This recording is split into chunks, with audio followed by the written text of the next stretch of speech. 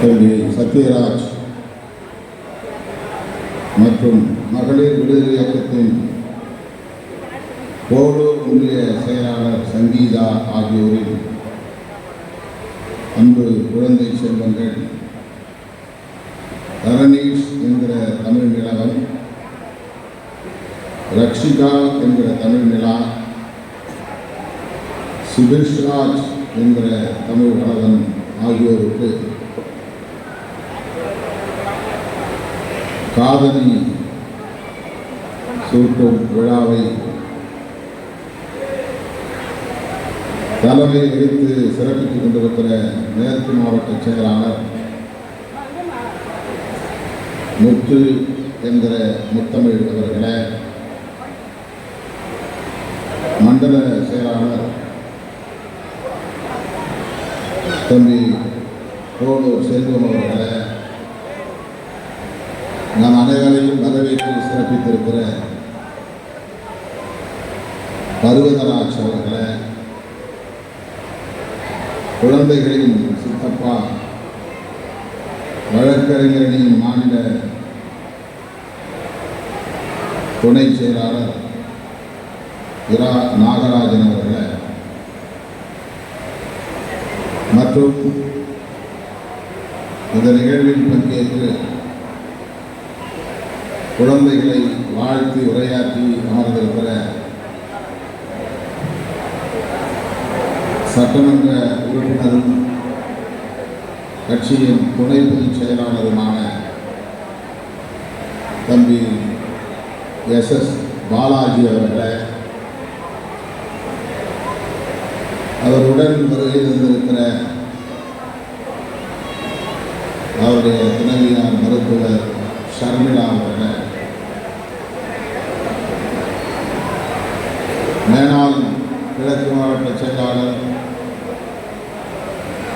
பாஸ்கரன் என்கிற பிரகாரம் அவர்களை மற்றும் இயக்கத்தின் முன்னோடிகள் மூத்த பொறுப்பாளர்கள் பீகா அம்பேத் வளவன், மேத்தா ரமேஷ், கவிஞர் வெண்ணிலவன், மாவட்ட செயலாளர்கள் வளர்மதி, அசுரவடிவேல், நியூட்டன், மதியழகன் ஆகிய தோழர்களை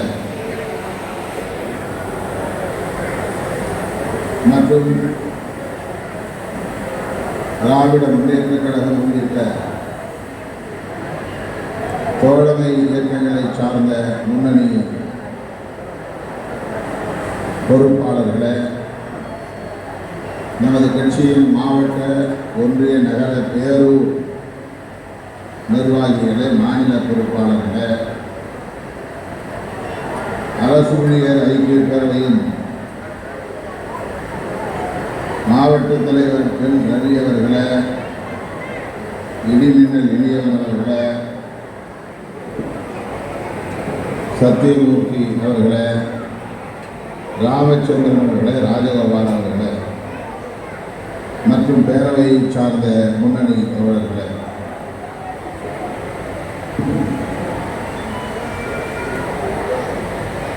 இந்த நிகழ்வில் பங்கேற்று இதனை சிறப்பித்துக் கொண்டிருக்கிற வெண்மணி முகாம் முன்னணி பொறுப்பாளர்களை, நன்றியுரை ஆற்றிருக்கிற பூவரசன், சந்திரசேகரன், மேத்தா ஆகிய தோழர்களை,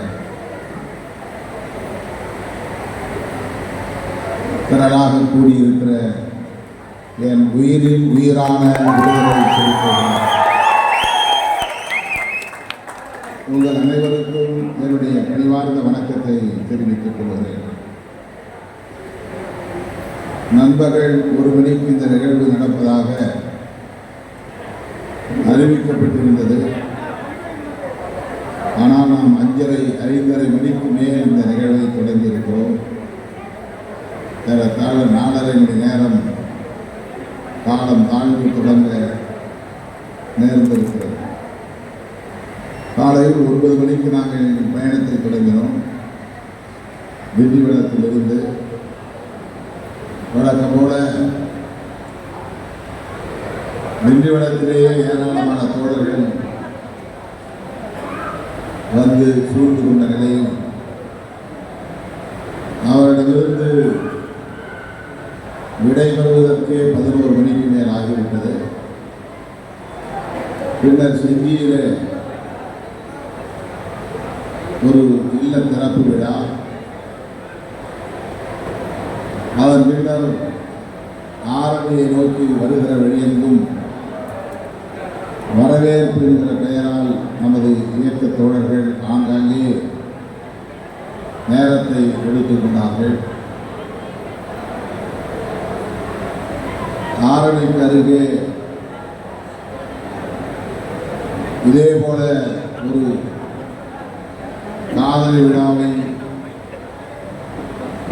நடத்தி குழந்தைகளை வாழ்த்தி அங்கிருந்து இங்கே வந்து சேர இவ்வளவு நேரம் எடுத்துக்கொண்டது.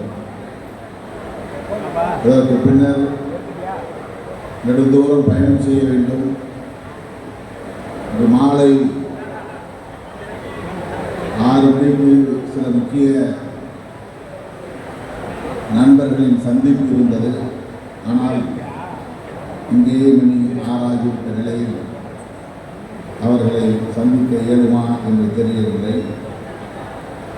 சத்யராஜ், சங்கீதா ஆகியோரின் அன்பு குழந்தை செல்வங்கள் மூவரும் கல்வி செல்வம் உள்ளிட்ட அனைத்து செல்வங்களையும் பெற்று வாழ்வாங்கு வாழ்க, நீடூழி வாழ்க என்று நெஞ்சார வாழ்த்துகிறேன். அவர்களின் குடும்பத்து பிள்ளைகள் மட்டுமின்றி உங்கள் வீட்டு பிள்ளைகளும் கல்வி செல்வம் உள்ளிட்ட அனைத்து செல்வங்களையும் பெற்று வாழ்வாங்கு வாழ வேண்டும் என்று மனமாக வாழ்த்துகிறேன். இதுபோன்ற இல்ல விழாக்களில் நான் உரையாற்றுவதெல்லாம் எத்தனை குழந்தைகள் பெற்றிருக்கிறோம் என்பதை விட பெற்ற குழந்தைகள் அத்தனையையும் படிக்க வைக்க வேண்டும் என்கிற வேண்டுகோளை முதன்மை செய்தியாக நாம் சொல்லுவது உண்டு. அவர்கள் விரும்புகிற வரையில் படிக்க வைக்க வேண்டும். பல்கலைக்கழகம் செல்லுகிற வரையில் படிக்க வைக்க வேண்டும். சொந்த காலில் நிற்கும் துணிச்சலை பெறுகிற வரையில் அவர்களை படிக்க வைக்க வேண்டும். குறிப்பாக பெண் பிள்ளைகள் 12ஆம் வகுப்பு வரை படித்தால் போதும் என்கிற ஒரு பொதுவான உளவியல் நம்முடைய சமூகத்தில் இன்னும் நீடிக்கிறது. அந்த எண்ணத்தை மாற்றிக்கொண்டு பெண் பிள்ளைகளையும் நன்றாக படிக்க வைக்க வேண்டும். அதற்காக பெற்றோர் முக்கியத்துவம் தர வேண்டும். பிள்ளைகளை படிக்க வைப்பதற்காகவே நீங்கள் வாழ வேண்டும். அதுதான் முக்கியமானது. பிள்ளைகளுக்கு இவ்வளவு நிலம் சேர்த்து வைத்திருக்கிறேன், இத்தனை வீடுகளை கட்டி வைத்திருக்கிறேன், இவ்வளவு நகை நட்டுகளை வாங்கி வைத்திருக்கிறேன் என்றெல்லாம் ஆசைப்படாமல் பெருமைப்படாமல் ஒவ்வொரு பிள்ளையையும் நான் முதுநிலை கல்வி வரையில் படிக்க வைத்திருக்கிறேன், PhD படிக்கிற வரையில் படிக்க வைத்திருக்கிறேன், அல்லது தொழிற்கல்வி மருத்துவராகவோ பொறியாளராகவோ படிக்க வைத்திருக்கிறேன், வழக்கறிஞராக ஆக்கியிருக்கிறேன் என்று சொல்லக்கூடிய வகையில் பிள்ளைகளின் கல்வியிலே பெற்றோர் கவனம் செலுத்த வேண்டும். அதை விட ஒரு பாதுகாப்பு வேறு எதுவும் இல்லை. சொந்த காலில் இருக்கிற துணிச்சலை தரும், தன்னம்பிக்கையை தரும், தலை நிமிர்வை தரும், மற்றவர்களுக்கும் வழிகாட்டக்கூடிய வலிமையை தரும். ஆகவே எவ்வளவு பொருளாதாரத்தை சேர்த்தாலும் அதனால் கிடைக்கிற வலிமையை விட கல்வியால் பெறுகிற வலிமை 1000 மடங்கு பெரியது. பிள்ளைகளை நன்றாக படிக்க வைத்துவிட்டால் நாம் அதன் பிறகு அந்த பிள்ளைகளை பற்றி கவலைப்படவே தேவையில்லை. அவர்கள் பல பேருக்கு வழிகாட்டுவார்கள், துணை நிற்பார்கள். நம்மையெல்லாம் மனிதர்களாய் தலைமுறை வைத்த நம்முடைய மகத்தான தலைவர் புரட்சியாளர் அம்பேத்கர் அவர்கள் இரவு பகலாக படித்தார், கண் துச்சாமல் படித்தார். ஒரு நாளைக்கு 20 மணி நேரம் படித்தார். சிலபஸ் என்கிற பாடத்திட்டங்களை தாண்டி அவருடைய அறிவு வேட்கையை தனித்துக் கொள்ளும் வகையில் சமூகவியல், பொருளாதாரம், தத்துவம், வரலாறு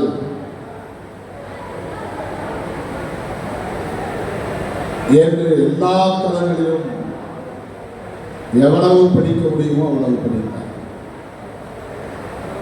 21ஆம் நூற்றாண்டில் அவரை போல் கற்றவர் எவரும் இல்லை என்று சொல்லக்கூடிய அளவுக்கு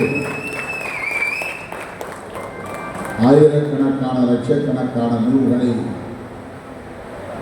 ஆழ்ந்து கற்றவர் புரட்சியாளர் அம்பேத்கர் அவர்கள். அதனால்தான் 2000 ஆண்டுகளாக இங்கே கெட்டி தட்டி இறுதி கிடக்கிற பிற்போக்குத்தனமான சாதிய சமூக கட்டமைப்பை தகர்க்கக்கூடிய ஒரு மாபெரும் ஆயுத கிடங்கை உருவாக்கினார். அதுதான் இந்திய அரசமைப்பு சட்டம். இன்றைக்கு இந்தியாவை ஆட்டி படைத்துக் கொண்டிருக்கிறது. இந்திய அரசியலை ஆக்கிரமித்துக் கொண்டிருக்கிறது. இந்திய அரசியலின் விவாதங்களை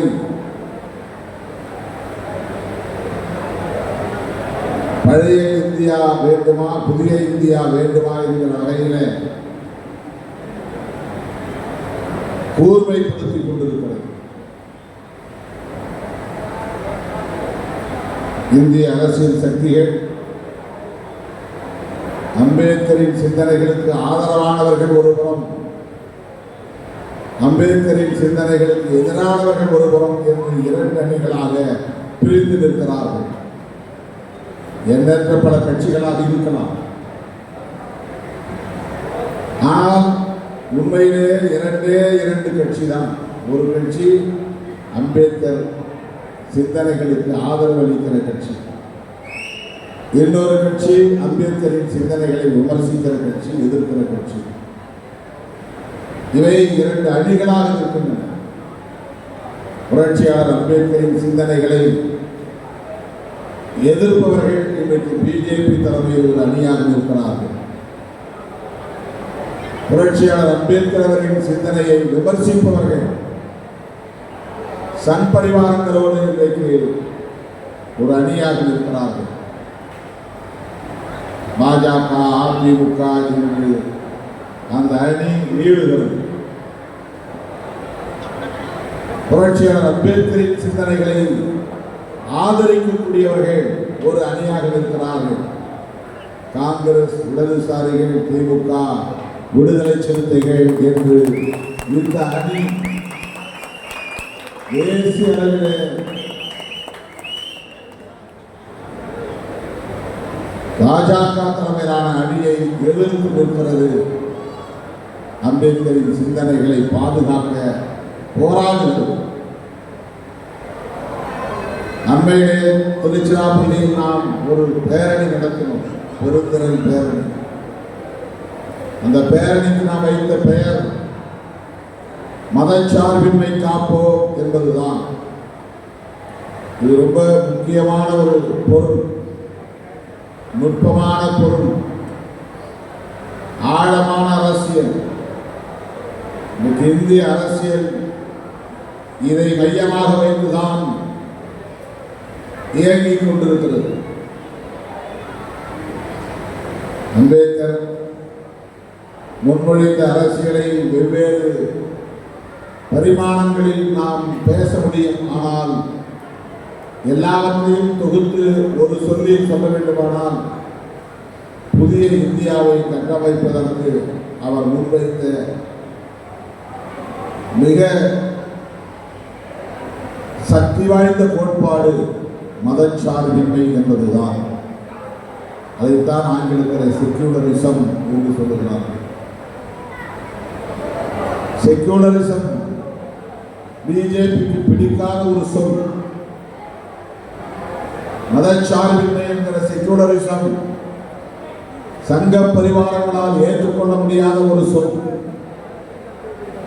அது ஒற்றை சொல் அல்ல, அது இந்தியாவை புதிதாக செதுக்கிக் கொண்டிருக்கிற ஒரு மகத்தான கோட்பாடு. அதை நாம் புரிந்து கொள்ள வேண்டும். அதனால்தான் 2016 என்னுடைய பிறந்த நாளை முன்னிட்டு நான் ஆண்டுதோறும் தமிழர் எழுச்சி நாளுக்கான கருப்பொருளை வழங்குகிற போது 9 ஆண்டுகளுக்கு முன்பே மதச்சார்பின்மையை உயர்த்தி பிடிப்போம் என்று அந்த கருப்பொருளை முன்மொழித்தேன். ஆனால் 10 ஆண்டுகளுக்கு பிறகு மீண்டும் அதே கருப்பொருளை நாம் இன்றைக்கு முன்மொழிகிறோம். நான் கூட மறந்துவிட்டேன். 2016 மதச்சார்பின்மை காப்போம் என்று நமது இயக்கத்தின் செயல் திட்டமாக அதை அறிவித்தோம் என்பதை என்னால் மீண்டும் நினைத்து பார்க்க இயலவில்லை. எதேச்சையாக நான் இந்த ஆண்டும் திருச்சி பேரணிக்கு பிறகு தமிழர் எழுச்சி நாள் ஆகஸ்ட் 17க்கான மைய பொருளாக கருப்பொருளாக மதச்சார்பின்மை காப்போம் என்று அறிவிப்பு செய்திருக்கிறேன்.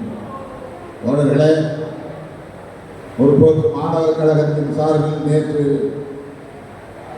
ஒரு அறிவிப்பை செய்திருக்கிறார்கள். ஆகஸ்ட் 1 முதல் ஆகஸ்ட் 31 வரையில் தமிழர் எழுச்சி மாதம் என்று அறிவித்து 31 நாட்களும் தமிழர் எழுச்சி மாதம் என்கிற பெயரில் கருத்தரங்குகள், கவியரங்குகள், பேச்சரங்குகள் என்று நிகழ்வுகளை ஒருங்கிணைக்க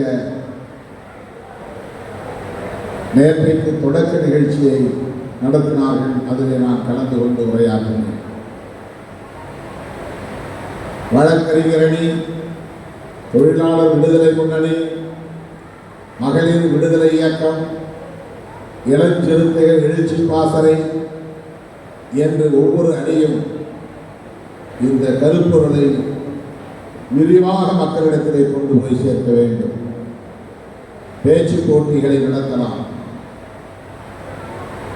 கவிதை போட்டிகளை நடத்தலாம், கட்டுரை போட்டிகளை நடத்தலாம், ஓவிய போட்டிகளை நடத்தலாம், திருக்குறள் ஒப்பித்தல் போட்டிகளை நடத்தலாம். இவையெல்லாம் மதச்சார்பின்மை காப்போம் என்கிற கருப்பொருளை ஒட்டி இந்த மாதம் முழுவதும் நிகழ்வுகளை நாம் ஒருங்கிணைக்க வேண்டும். நாம் தான் இதை செய்ய முடியும், நாம் தான் செய்ய வேண்டும். புரட்சியாளர் அம்பேத்கரின் அரசியல் வாரிசு, கருத்தியல் வாரிசு தம்பி கபீர் செல்வ கணேஷ் கொடூரமாக படுகொலை செய்யப்பட்ட நிலையை நாம் அறிவோம். பாராளுமன்றம் நடைபெற்றுக் கொண்டிருக்கிற சூழலில் உடனடியாக நாம் அங்கிருந்து கிளம்பி நெல்லைக்கு போய் அந்த தம்பியின் குடும்பத்தினரை சந்தித்து ஆறுதல் சொன்னேன். உங்களுக்கு உங்கள் துணையாக இருப்போம், துணைச்சலாக போராடுங்கள் என்று ஊக்கப்படுத்திவிட்டு வந்தேன். திருமாவளவன் வருவார் என்ற நம்பிக்கையை செல்வ கணேசன் தந்தை பொதுவெளியிலே உறந்து சொன்னார் என்றால் அந்த அளவுக்கான நம்பிக்கையை இந்த இயக்கம் மக்களிடத்தில் பெற்றிருக்கிறது. நேர்மை திறத்தோடு இந்த இயக்கம் பாதிக்கப்படுகிற மக்கள் அனைவருக்குமான ஒரு இயக்கமாக இயங்கிக் கொண்டிருக்கிறது. அதுதான் நம்முடைய இயக்கத்திற்கு கிடைத்திருக்கிற மாபெரும் வெற்றி. எத்தனை இடங்களில் வெற்றி பெறுகிறோம் என்பதல்ல பிரச்சனை, எத்தனை உள்ளங்களை வெற்றி பெறுகிறோம் என்பதுதான் முக்கியம். அந்த பொறுப்புணர்வோடு தான் நமது இயக்கம் செயல்பட்டு வருகிறது. 2026 சட்டமன்ற பொதுத் தேர்தல் விடுதலை சிறுத்தைகளை மையப்படுத்தி இயங்கப் போகிறது. இதை நான் பெருமைக்காக சொல்லவில்லை, யதார்த்த நிலையை உங்களுக்கு சுட்டிக்காட்டுகிறேன். மிகவும் நாம் எச்சரிக்கையாக இருக்க வேண்டும். ஆனாலும் சமூக ஊடகங்களில் கண்டதை எழுதக்கூடாது, மனம்போன போக்கில் ஏதேனும் கருத்துக்களை சொல்லக்கூடாது, உட்கட்சி விவகாரங்களை சமூக ஊடகங்களில் எழுதக்கூடாது, மனதில் பட்டதையெல்லாம் முகநூலில் இன்ஸ்டாகிராமில் எழுதக்கூடாது, நம்மை பற்றி யாராவது ஏதாவது சொன்னால் சொல்லிவிட்டு போகட்டும், அதை பொருட்படுத்த வேண்டாம். அது ஒரு பொருட்டே இல்லை, அது அவர்களுக்கு பிழைப்பு. நம்மை இழிவாக பேசுவது அவர்களுக்கு சங்க பரிவாரங்கள் ஊக்கப்படுத்துவதற்கென்று கூலி கொடுக்கிறது. இவர்களை மட்டும் ஒன்று செய்ய முடியவில்லையே, அசைக்க முடியவில்லையே, விலை பேச முடியவில்லையே, நம் பக்கம் வளைக்க முடியவில்லையே, இந்த ஆதங்கத்தில் கண்டவர்களை எல்லாம் அவர்கள் தூண்டி விடுவார்கள். ஏதோ அவர்கள் பேசிவிட்டு பிழைத்துவிட்டு போகட்டும். நம் பெயரை சொல்லி சமூக ஊடகங்களில் அவதூறுகளை பரப்புகிறவர்களுக்கு வருமானம் வருகிறது என்றால் நம்மால் அவர்கள் பிழைக்கிறார்கள், பிழைக்கட்டும் என்று போய்விடுவோம். அதை நாம் பொருட்படுத்த வேண்டாம்.